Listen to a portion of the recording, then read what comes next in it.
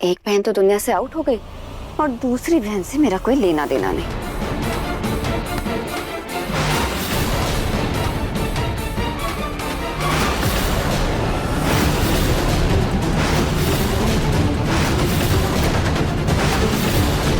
रोली, तुम्हारी हिम्मत कैसे हुई मेरी बहन और जीजू के सामान को इस तरीके से अलमारी से फेंकने की? हाँ,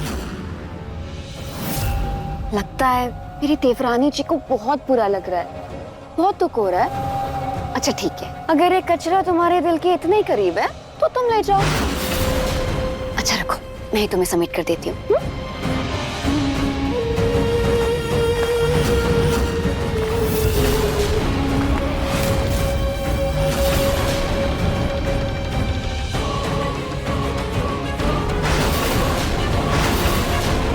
अब तुम जाओ और इस कचरे को अपने कमरे में सजाओ।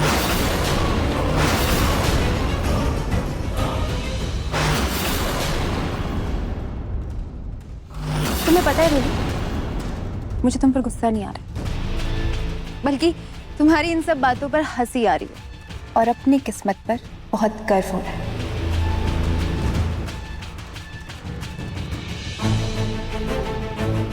क्योंकि भले ही भगवान ने रूही को तुम्हारी सगी बहन बनाया, लेकिन उसका प्यार, उसका अपनापन वो सिर्फ और सिर्फ मुझे मिला है, जो कि हर रिश्ते के प्यार को फीका करती। बड़ी अभागी हो रोली तुम, जो रूही को नहीं समझ पाई। अरे उसके आगे तुम अपना एक हाथ तक बढ़ाती ना, तो अपना दिल निकाल कर रख देती वो तुम्हारे लिए, अपनी जान न्यौछावर कर देती। सी है मेरी बहन, लेकिन तुमने तो झूठ और फरेब के अलावा कुछ सीखा ही कहाँ है? सिर्फ धोखा देना सीखा है। और एक और बात याद रखना रोलू, मैं भूली नहीं हूं कि मेरी बहन की मौत एक साजिश थी।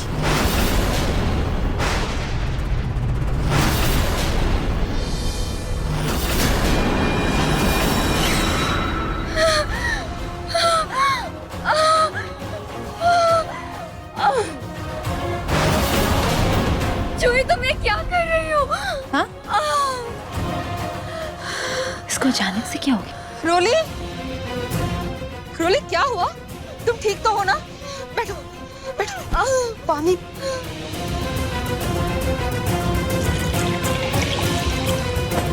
पानी पियो।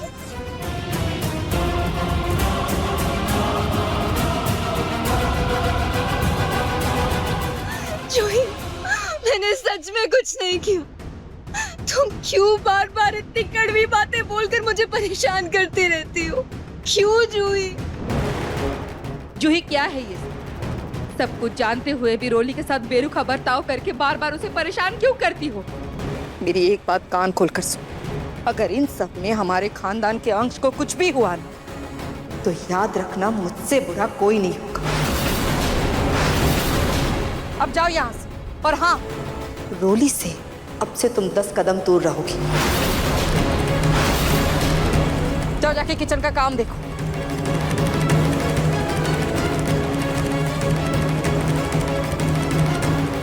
पानी पी। जी।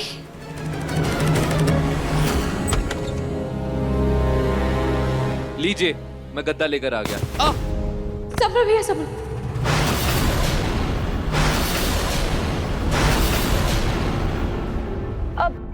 भैया जी संभाल के चलिए, कहीं गिर गुर गए तो। कहा है ना कि हमरा भी भैया आपकी जैसा ही है, ऐसा ही अल्टर है, कहीं भी लड़खड़ाता रहता है, कहीं भी गिरता रहता है। इसीलिए आपको देखकर हमने मुंह से गलती से भैया निकल गया, माफ कीजिएगा। हाँ कोई बात नहीं आंटी, मैं यहाँ रख देता हूँ।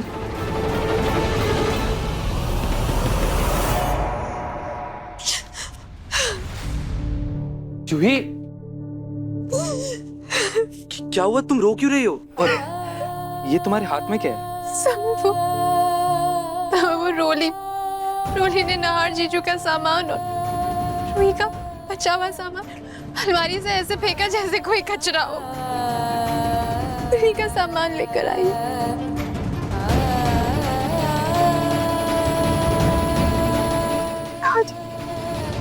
बहुत गलत हो रहा है समरिया, बहुत गलत। अगर रूही होती ना तो वो कभी भी जीजू के साथ इतना गलत नहीं होने देती, कभी भी नहीं। आज मुझे रूही की बहुत याद आ रही है। जूही, मैं यहाँ होकर भी कुछ नहीं कर पा रही, मैं भी मजबूर हूँ। जूही प्लीज रो मत। रूही भाभी नहीं है तो क्या हुआ, हम दोनों हैं ना। हम दोनों मिलकर नाहर भैया का ख्याल रखेंगे। और अब तो ये आया आंटी भी आ गई हैं, तो अब हम तीनों मिलकर नाहर भैया को जल्द से जल्द ठीक कर देंगे। Don't worry.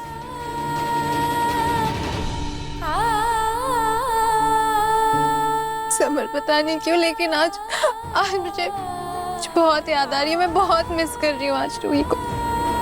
अगर वो मुझे ऐसे रोते हुए देखती ना तो झट से गले लगा लेती। उसका एहसास माँ से कम नहीं था मेरे दिल।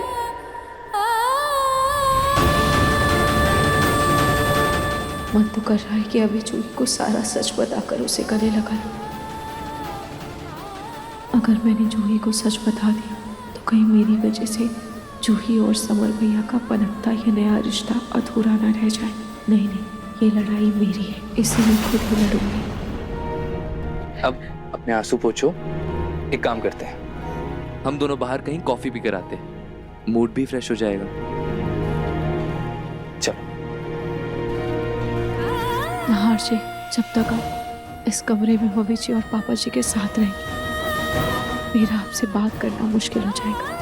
और मैं आपको हम दोनों की पुरानी यादों के बारे में कैसे याद दिलाऊंगी। मुझे आपको बाहर घुमाने के लिए लेकर जाना होगा। नाहर जी, आप मेरे साथ चलेंगे ना?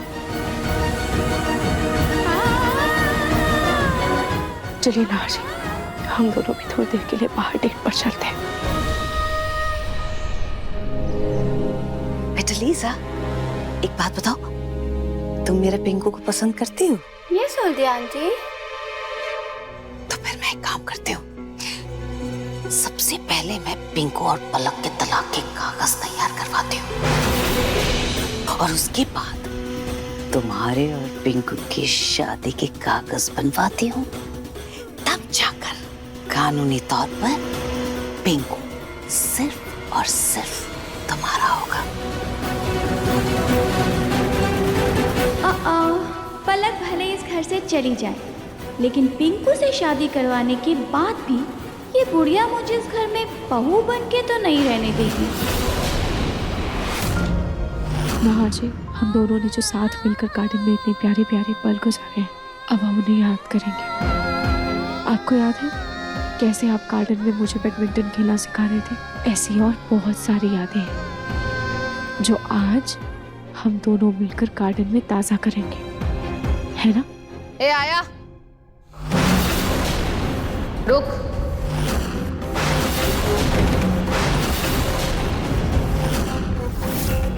तुमको दामाद जी को कमरे में लिटाने के लिए कहा था ना, तो इनको लेकर कहाँ जा रही हो? अरे मैडम जी, हम तो इनको बाहर लेके जा रहे थे। वो कहा है ना कि बाहर बहुत अच्छी हवा चल रही है और ताज़ी हवा में रहेंगे तो साहब जी के शरीर में बहुत अच्छी फुर्ती भी आ जाएगी। अब बाहर का ताजा हवा भी कोनो दवाई से कम थोड़ी है। रोली, इधर आ, इधर आ। ए हटो।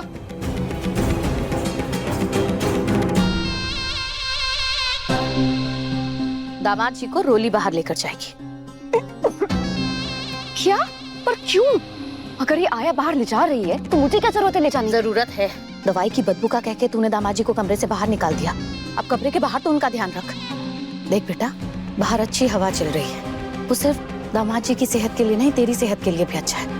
ऐसे वक्त में तुझे भी घूमना टहलना चाहिए। क्या मम्मी, अगर सारे काम मुझे करने हैं तो मैं इस आया को किस बात के पैसे दे रही हूँ? इधर तू ना मेरे साथ ज्यादा मुंहजोरी मत कर, समझी? मैं जो कह रही हूँ ना वो तेरे भले के लिए कह रही हूँ। है तो ये आया बूढ़ी, लेकिन पता नहीं क्यों जब भी ये दामाद जी के साथ होती है ना, कुछ तो है जो मेरे मन में खटकता है। इसलिए जैसा कह रही हूँ वैसा कर, समझी? ठीक है, पकड़ो इसे।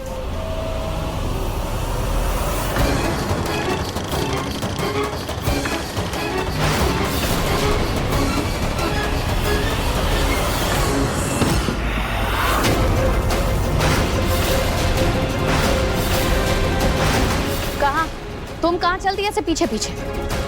वो दोनों पति पत्नी है ना, तो रहने दो साथ में उनको। और तुम रोली के कमरे से दामाद जी की दवाइयाँ उठाकर समधन जी के कमरे में रखो, समझी? जी मैडम जी।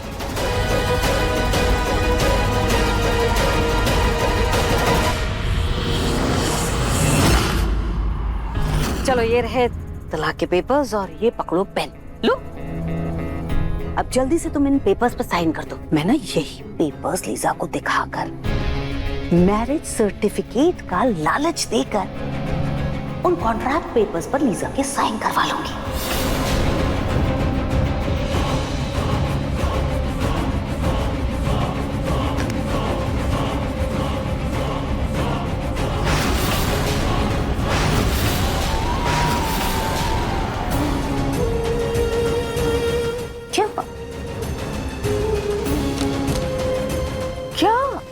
क्या हुआ? क्या दादी जी, मेरे माथे पे बेवकूफ लिखा है क्या?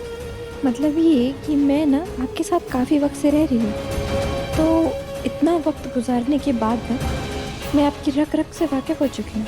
आप ये लीजा को झांसा दे ना दें, लेकिन मुझे अपने झांसे में लाकर ये डिवोर्स पेपर्स पे साइन करवा कर ना मुझसे छुटकारा जरूर पाना चाहती हैं।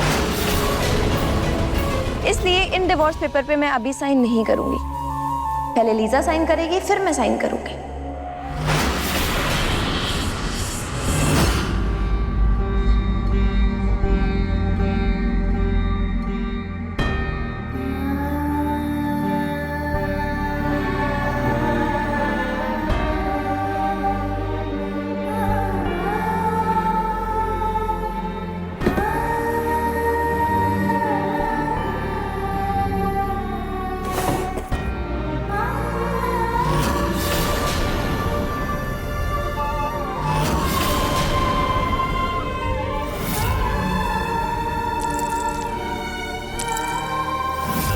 आज तूने साबित कर दिया रूही कि तू हमारे परिवार का खून नहीं है। अपने खून के रिश्ते के तरफ झुककर तूने मुझे पराया कर दिया है रूही। तू मेरी बहन नहीं है।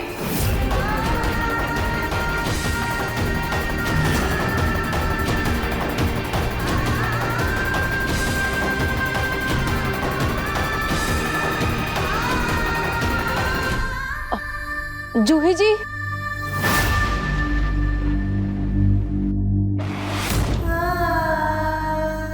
जूही जी, क्या हुआ? आप ऐसे रो काहे रही हैं? हम आपको पहले भी रोता हुआ देखे थे, अभी फिर से आपकी आंख में आंसू दिख रहा है। कुछ हुआ का आपको? जी नहीं, कुछ नहीं, वो बस ऐसे। और ये आपके हाथ में क्या है? ये वो कड़ी है जिससे मैं आज भी अपनी बहन से जुड़ी। जब हम दोनों बहनें छोटी थी ना, तो हमारी मम्मी ने हम दोनों को एक जैसा ही ब्रेसलेट दिया था। ये जे मेरी प्यारी सी जूही के लिए, और ये आर मेरी प्यारी सी रूही के लिए, और ये आप दोनों के पास हमेशा रहेगा। और मैं खाटू जी से हमेशा यही प्रार्थना करूंगी, चाहे कुछ भी हो जाए, कितनी भी मुश्किल परिस्थिति क्यों ना आ जाए, लेकिन आप दोनों एक दूसरे का साथ कभी नहीं छोड़ोगे, और आप दोनों का प्यार हमेशा यूं ही बढ़ता रहे। एक उसके हाथ में पहनाया था और दूसरा मेरे। उसका ब्रेसलेट तो उसके साथ ही चला गया। और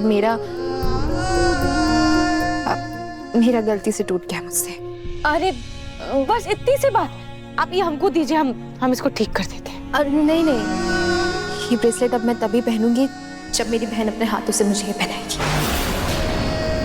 क्योंकि शायद इस जन्म में तो मुमकिन नहीं है।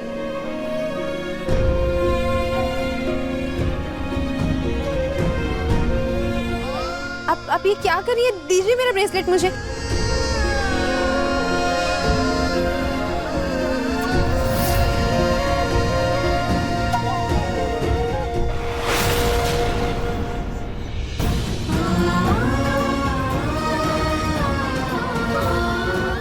आपने क्यों पहनाया? मैंने आपको मना किया था ना कि मैं ये ब्रेसलेट सिर्फ और सिर्फ अपनी बहन के हाथों से पहनूंगी।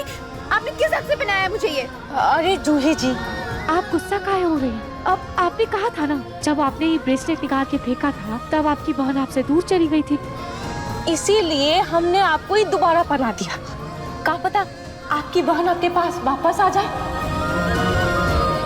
अब जूही जी, उम्मीद पर तो दुनिया कायम है, तो आप काहे ला इतना जल्दी उम्मीद छोड़ रही है? आया जी आए।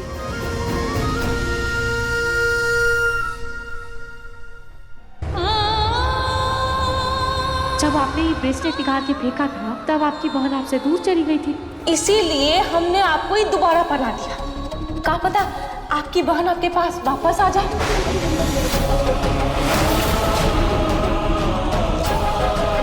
लेकिन मैंने तो नाया आंटी को बताया ही नहीं था कि मैंने ये ब्रेसलेट गुस्से में आकर अपने हाथों से फेंक दिया था निकाल कर। फिर इनको ये बात कैसे पता? क्या पता कभी गलती से मेरे मुंह से निकल गया।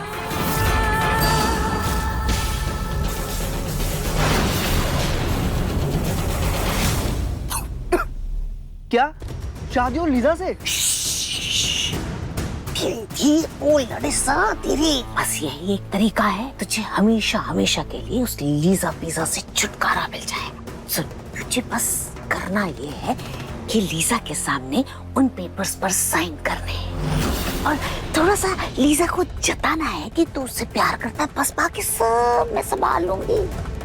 यकीन रख मेरा, भरोसा कर मुझ पर तू। पता नहीं दादी, ये सब करके अब कौन सी नई मुसीबत खड़ी करने वाली हो। सच्ची बोलूं तो मुझे बहुत डर लग रहा है। दादी हूँ मैं तेरी, जिंदगी में हमेशा तेरा भला ही चाहूँ। आंटी, आंटी आपने मुझे बुलाया क्या? हाँ बेटा, मैंने ही बुलाया था तुम्हें।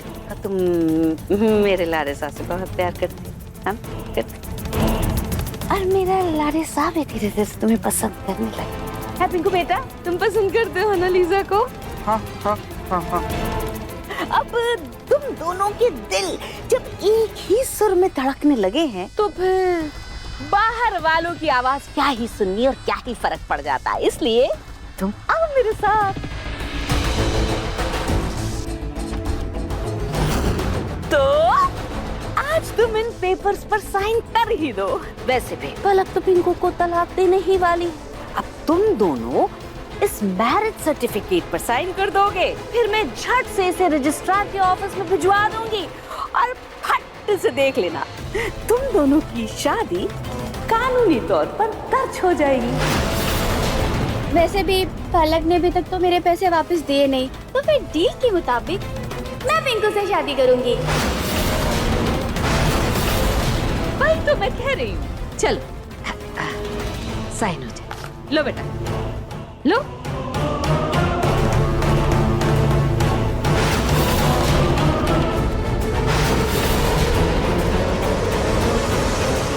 लीजा बेटा, ये लो।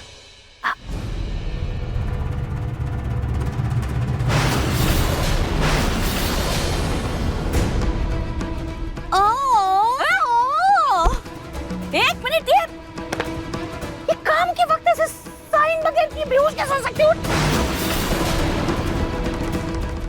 बेटा साइन कर दे लीजा बेटा। दादी कर क्या रही हैं आप? चल पहले बेहोश हो गई है साइन वो। करो। डॉक्टर बुलाते पहले। हाँ अरे आप। फोन कर दो डॉक्टर को, मुझे मेरा काम करने देना। मेरा मैं काम करता है, हूँ। मुझे साइन लेना है। उठ लीजा। सच में यार पूजा, क्या मूवी थी। मतलब एंड तो एकदम जबरदस्त था। हाँ, फुल पैसा वसूल मूवी थी। वो सीन याद है?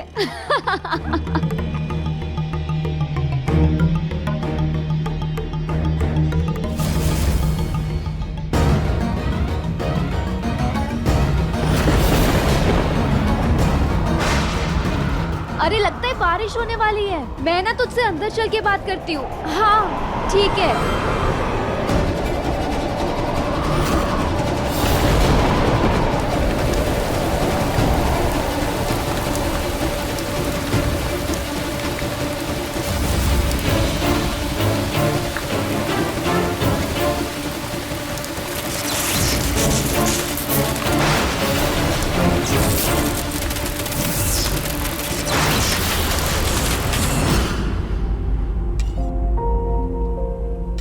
आपको कोई मदद चाहिए? अरे नहीं नहीं जूही जी, हम कर लेंगे। वो तो हम बस नाहर साहब के लिए दाल बना रहे थे।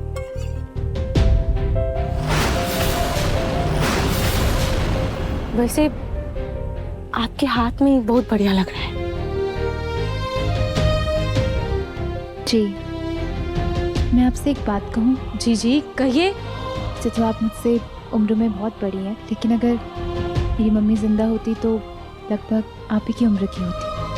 आपको पता है, मेरी बहन रूही, उसको सब लोग मम्मी की परछाई कहते थे। मैं जब भी आपके पास होती हूँ, आपसे बात करती हूँ ना, तो मुझे रूही जैसा अपनापन लगता है। आपको अगर बुरा ना लगे तो मैं क्या आपको मासी बुला सकती हूँ?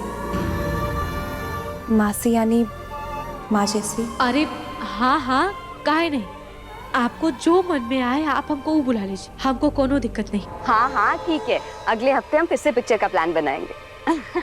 हाँ, लगता है नाहर साहब भी आ गए, हमको उनको दवाई भी देना है। रुकिए, हम अभी आए। क्या है आंटी, जीजू का ख्याल बिल्कुल रूही जैसे रख रही है। आई होप जीजू जल्दी से जल्दी ठीक हो जाए।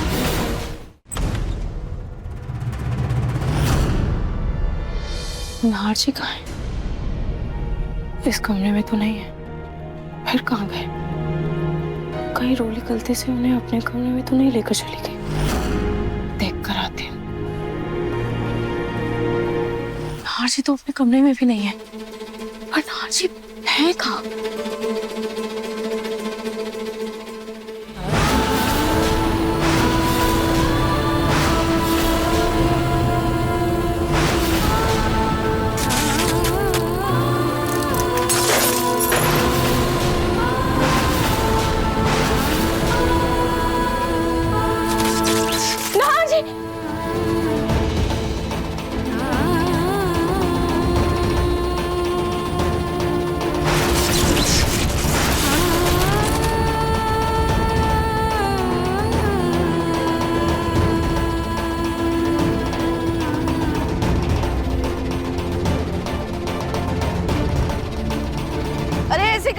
जा रही हो? अपनी उम्र का तो ख्याल करो। याया तो ऐसे भाग रही थी जैसे ओलंपिक की खिलाड़ी हो। इस उम्र में भला ऐसे कौन भागता है? नाहर जी!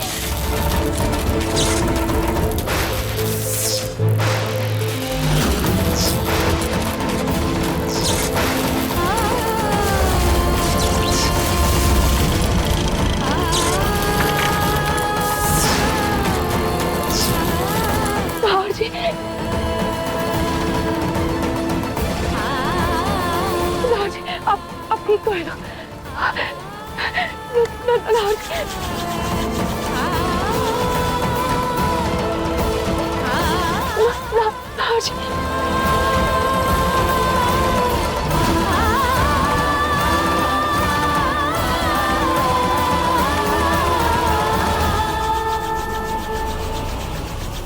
अच्छा, वैसे अब तेरे पति की हालत कैसी है? अरे यार, उसका तो क्या ही बताऊं मैं।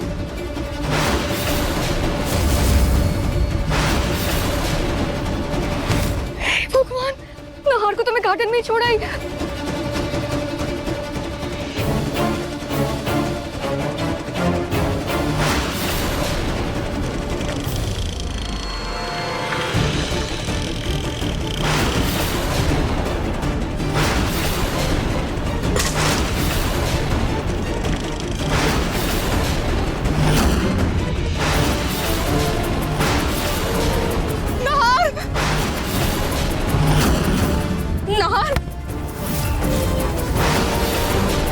नाहर की हालत कैसे हुई?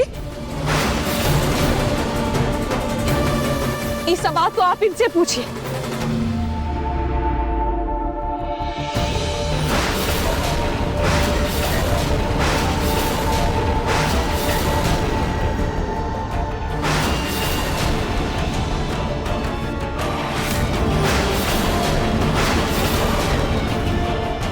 भैया, नाहर बेटा क्या हुआ?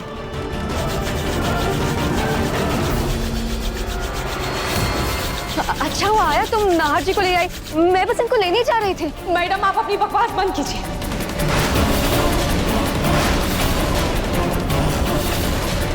आपका दिमाग ठीक तो है ना? अरे हमको तो लगता है कि डॉक्टर को जरूरत इस साहब जी को नहीं बल्कि आपको है। अरे आप ही मरीज को बाहर कैसे भूल के आ गई? कितना तेज बारिश हो रहा था बाहर, आपको एक जरा भी ध्यान नहीं रहा। अरे ये आपके पति है मैडम, आपका दिमाग सही जगह पर तो है ना?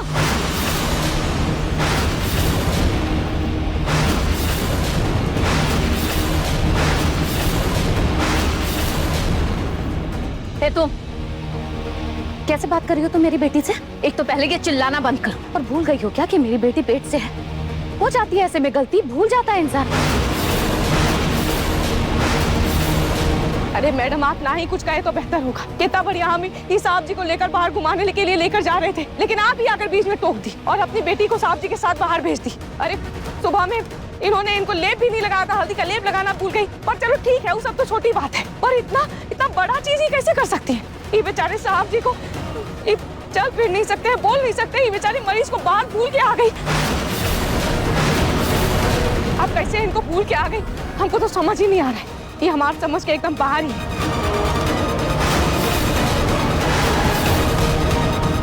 मालिकों से बात करने की तमीज नहीं है तुम्हें? एक तो मैं तुम्हें इस घर में लेकर आई और तुम मुझसे जुबान लड़ा रही हो। तुम्हारी जैसी बदतमीज औरत को तो ना नौकरी पर रखना ही नहीं चाहिए। पता नहीं हिम्मत भी कैसे हो जाती है इनकी। मैडम देखिए, माना कि आप हमको नौकरी पर लेकर आई, पर जो इंसान के लिए आप हमको नौकरी पर ले आई, हमरा उसके प्रति कुछ जिम्मेदारी होता है कि नहीं? अरे भगवान ना करे अगर साहब जी को कल को कुछ हो जाता तो आप लोग तो सारा इल्जाम हम पर डाल देती। मैडम हम ना कभी अपने काम को लेकर लापरवाही करते हैं और ना ही लापरवाही बर्दाश्त करेंगे, समझिए? आप लोग जैसे ही लोग होते हैं जो अपनी गलती छुपाने के लिए गरीबों का नाम खराब करते हैं और फिर हम जैसों को दूसरे जगह पर नौकरी नहीं मिलती है। तो अच्छा हुआ कि हमने देख लिया, वरना आज कितना बड़ा अनर्थ हो जाता। और आपको पता है इतना ही नहीं, बाहर बिजली वाला तार भी लटका हुआ था, अगर वो इन पर गिर जाता, इनको कुछ हो जाता तो क्या करते?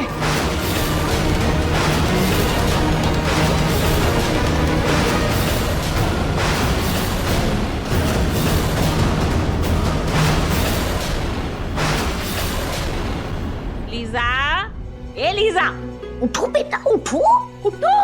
ये भगवान सोई जा रही है, उठो। क्या हो गया? कैसे बेहोश हो गई तू? उठो उठो उठो।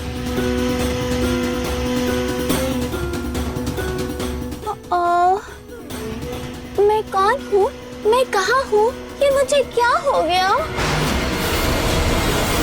अरे बेटा लीजा, कैसा सवाल है ये?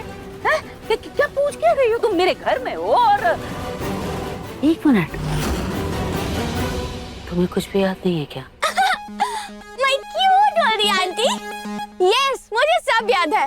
वो तो मैं बस मजाक कर रही थी। मजाक? Acting, you know. Acting? Actually aunty, मैं लाइफ में पहली बार बेहोश हुई हूँ ना, इसलिए। पानी पियो, पानी। पानी देती हूँ तुम्हें, पानी पानी, ये रहा पानी। पानी पियो, पानी पियोगी तरोताजा हो जाओगी। ये लो, पानी। Thank you aunty. अच्छा लग रहा है? ग्लास दो। अच्छा लग रहा है? चलो काम कर ले। ये रहा मैरिज सर्टिफिकेट, इस पर साइन करने बाकी है ना? ये पे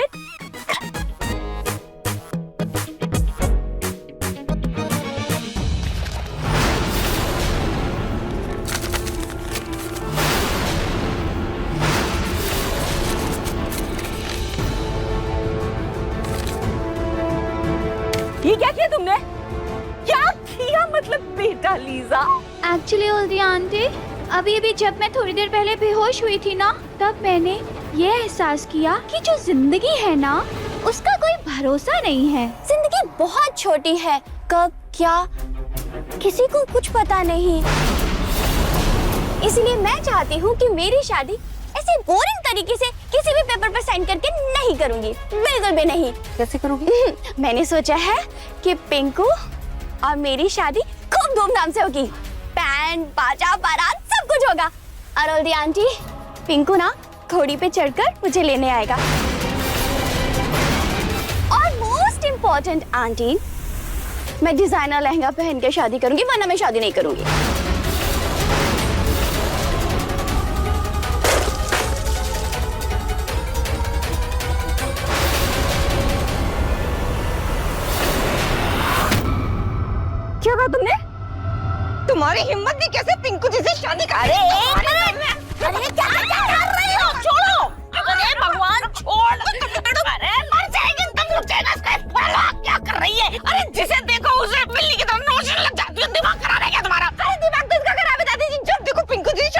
की बात कर दो, जान ले लूंगी। ओके ओके, मैं छोड़ दूंगी, लेकिन पलक, पर तुम पहले मेरे पैसे वापस कर दो, पूरे 2 करोड़ रुपए। फिर पिंकू को वापस अपना बना लो। और वैसे भी अगर तुम 2 करोड़ रुपए वापस नहीं दे पाई ना, तो पलक, पिंकू मेरा हो जाएगा पूरे रीति रिवाज के साथ। शांति शांति शांति शांति, मैं हूं ना बीच में बात करने। लीजा बेटा, तुम शांत रहो, शांत। अरे खस पानी पानी पियो। तुम इधर आओ, इधर आओ। Thank you aunty. I love you. इधर रोली, हद होती है लापरवाही की। अब तो नाहर तुम्हारे साथ कमरे में भी नहीं रहता, ना ही इसकी जिम्मेदारी तुम्हारे ऊपर है कि नाहर की पत्नी होने के नाते जो थोड़ी बहुत जिम्मेदारी है वो तो ढंग से निभा लो। और आप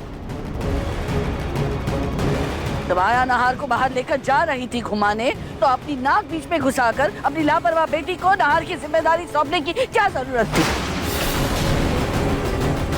और एक बात याद रखिए, हमारे खानदान के वारिस के लिए हम आपकी बेटी की बदतमीजियां मनमानियां तो झेल रहे हैं, लेकिन अगर हमारे नाहर को कुछ भी हुआ ना, तो हम चुटकियों में आपकी बेटी को घर से बाहर निकाल देंगे और जेल भेजने से भी पीछे नहीं हटेंगे।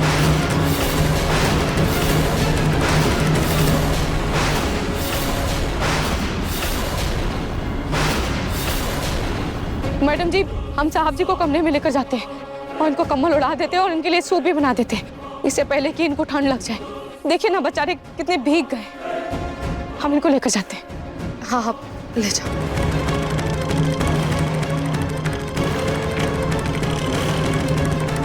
और तुम याद रखना रोली, अगर तुम्हारी वजह से मेरे बेटे को, मेरे नाहर को खरोच भी आई ना, तो मैं ये भूल जाऊंगी तुम्हारे कोख में हमारे खानदान का अंश है।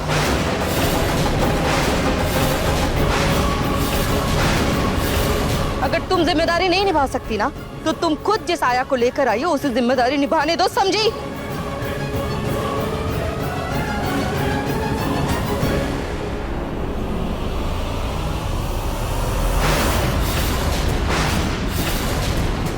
कैसी औरत है तू रोली?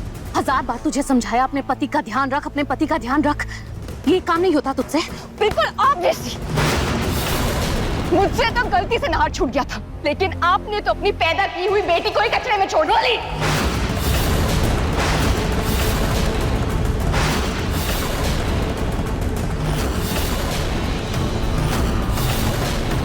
जितना मैं तेरे सही गलत में तेरा साथ दे रही हूँ, उतना ही तेरी बदतमीजियां बढ़ती जा रही है। उस जिंदा लाश की सेवा करके मुझे क्या मिलेगा मम्मी? वो तो मेरी तरफ देखता तक नहीं है। उसने कभी मुझे आज तक भाव दिया जो हफ्ते का, तो मैं इसकी सेवा करके क्यों अपना टाइम बर्बाद करूं? करना पड़ेगा इस घर में टिके रहने के लिए, इस बच्चे को बाप का नाम देने के लिए। दामाद जी की सेवा करनी पड़ेगी तुझे, वरना इन लोगों से पहले मैं तुझे इस घर से बाहर निकालूंगी, समझी?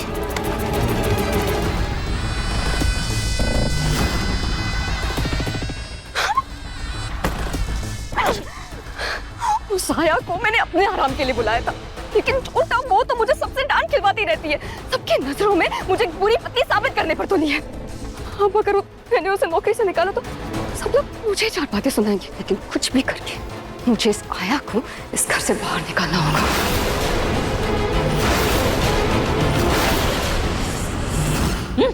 दादी, मैं बता रही हूँ आपको। रानी बन जाती हूँ। मैं आपको बता रही हूँ, अगर इस चुड़ैल की शादी पिंकू जी से हो गई ना, तो मैं ना आत्महत्या कर लूंगी और चिट्ठी पे ना आपका नाम लिख के जाऊंगी। आप ही मैंने क्या किया है? मैं नाम क्यों लिखेगी? एक मिनट, सारा सोचना दे मुझे। क्या चाहिए इसको? 2 करोड़ रुपए चाहिए ना? तुम टेंशन क्यों लेती हो? दे दूंगी ना मैं 2 करोड़ रुपए। मैं तुझे 2 करोड़ रुपए दूंगी, पर तुम 2 करोड़ रुपए उसके मुंह पे फेंक के इसके मुंह पे मारना। पिंकू हो गया तेरा। आप देंगे पैसे? हाँ, मैं पूरे 2 करोड़ रुपए? हाँ, मैं दूंगी। का मतलब वो पैसे आपने?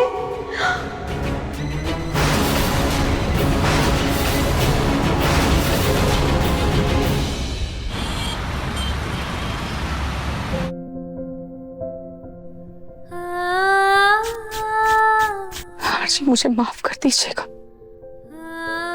अगर आज आपको कुछ हो जाता तो मैं अपने आप को कभी माफ नहीं कर पाती, पर सारी गलती मेरी है कि मैंने उस रोली के भरोसे आपको ऐसे अकेला छोड़ दिया। मैं भूल गई थी कि उस खुदगर्ज रोली को सिर्फ आपके पैसे और इस घर के ऐशो आराम की जरूरत है, ना कि आपकी। वरना आज अब आप बिल्कुल फिक्र मत कीजिएगा, अब मैं आपकी और अच्छे से देखभाल करूंगी और अच्छे से ख्याल भी रखूंगी, और ना ही आपको कभी अकेले छोड़ूंगी। मैंने आपको एक गर्म तेल लगा दिया है, इससे आपके शरीर में गर्माहट आएगी और आप एकदम जल्दी से ठीक हो जाएंगे।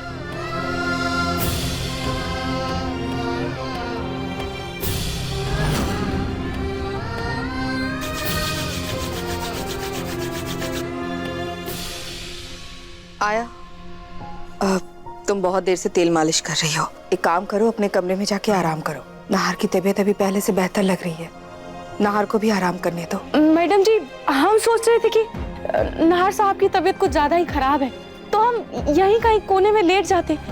कहा कि अगर रात बिरात उनको कोनो चीज की जरूरत हुई तो फालतू में आप दोनों का नींद खराब होगा, है ना? देखिए, अगर नाहर को किसी चीज की जरूरत होगी तो उसके माँ बाप हैं, आपको परेशान होने की जरूरत नहीं है। आप जाइए। मेरे पास बस रात का ही वक्त था जब मैं नाहर जी को पुरानी बातें याद दिला सकती थी। अब ये मौका भी हाथ से जा रहा है।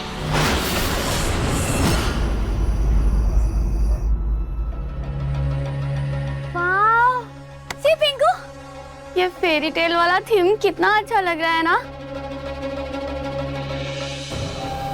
पिंकू, हम भी अपनी शादी इसी थीम से करें? तुम राजा और मैं तुम्हारी रानी। कितने सुंदर लगेंगे ना हम दोनों? बोलो हाँ। हाँ हाँ हाँ, बहुत सुंदर लगेंगे। लो बेटा, चूज दो। Thank you.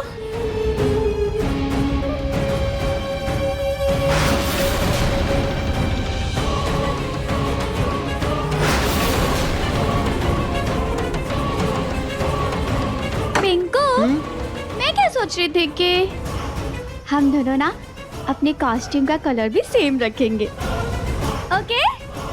हाँ हाँ हाँ। अरे वाह, ये तो बहुत ही अच्छा आइडिया है? राजा और रानी ने मैचिंग मैचिंग कपड़े पहन रखे हैं, कितना अच्छा लगेगा।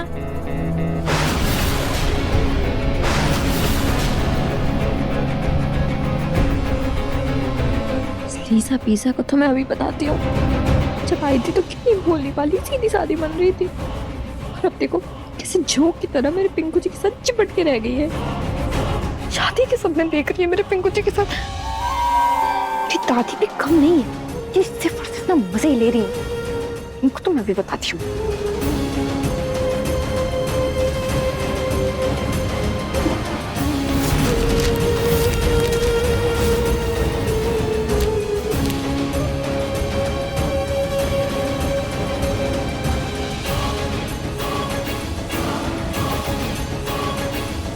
अच्छा, तुम लोग बातें करो, डिसाइड करो, शादी के पहले की सारी प्लानिंग कर लो। मैं अभी आई है, जूस पी लेना। तो पिंकू, ये डन कर दो। सोनी, मैंने वो जो गहने तुम्हें, इतनी रात को तुम यहाँ क्या कर रही हो? आया बनकर आई हो ना, तो उतनी चिंता करो काफी है। पत्नी बनकर फिक्र करने की जरूरत नहीं है।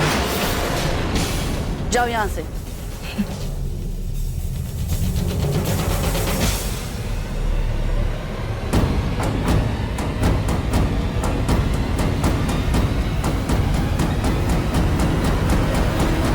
माँ जी, आप क्या बोल रही थी? हाँ, मैं ये कह रही थी सोनी, मैंने वो जो तुम्हें गहने रखने के लिए दिए थे ना, वो मुझे दे दो। मेरी तिजोरी का लॉक ठीक हो गया है, तो वो मैं अपने पास रख लूंगी। ठीक है माँ जी।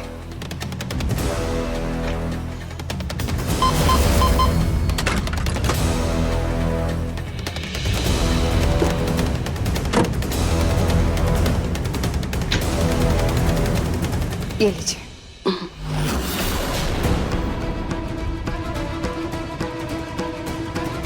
रात बहुत हो गई है, तुम लोग भी सो जाओ। और हाँ, बीच में उठ कर नहार पर थोड़ा ध्यान रखना। ऐसे नहीं कि तुम खुद खराटे मारकर सो जाओ। जी जी।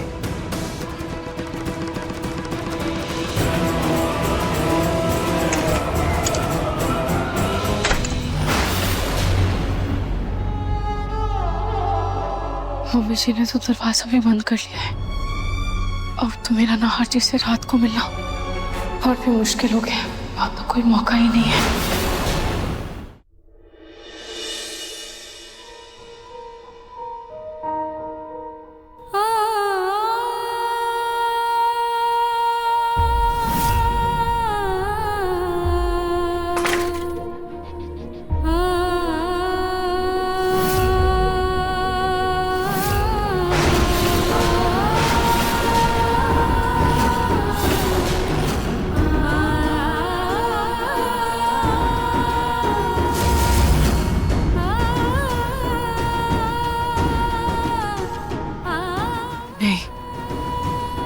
सो नहीं सकती जब तक मैं नाहर जी को ठीक नहीं करती थी, या इस काबिल नहीं बनाती थी कि वो अपनी रक्षा खुद कर पाए, या अगर उन्हें कोई मुसीबत हो तो वो किसी को आवाज दे पाए।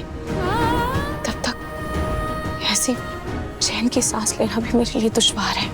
क्या करूं कुछ समझ में नहीं आ रहा है, पर उनकी ऐसी हालत का कोई तो इलाज होगा ना।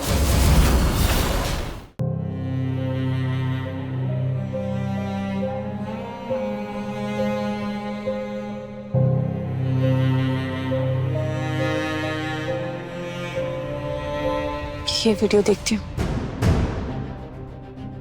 शायद ये कुछ काम आ जाए। जो पेशेंट्स चल फिर नहीं सकते, बोल नहीं सकते, उनके परिवार वालों को उन्हें हमेशा प्रोत्साहित करना चाहिए। उन्हें पुरानी बातें याद दिलाकर उनके अंदर जीने का जज्बा जगाना चाहिए। इससे उनके दिमाग की नसें भी एक्टिव रहती हैं। बहुत लोगों को लगता है कि ऐसे पेशेंट्स सुन नहीं सकते, बट 80% ऐसे पेशेंट्स हमारी बातें समझ और सुन सकते हैं। इसलिए उनको हमेशा खुशी भरे पल याद दिलाते रहना चाहिए। मुझे ये कोशिश करना होगा, नाहर जी के साथ बिताए पल उनको याद दिलाना होगा। अपने पसंदीदा शो के फुल एपिसोड देखने के लिए अभी डाउनलोड करें दंगल प्ले ऐप।